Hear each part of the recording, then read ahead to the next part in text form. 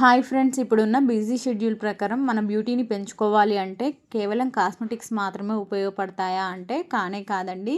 మన ఇంట్లో ఉన్న వెజిటేబుల్స్తో కూడా జ్యూస్ని కనుక రెడీ చేసుకుని తీసుకున్నారంటే మనకి ఎంతగానో హెల్ప్ చేస్తాయి. మన బాడీకి కావాల్సిన అన్ని మైక్రో న్యూట్రిషన్స్ని మనం అందించగలుగుతాము.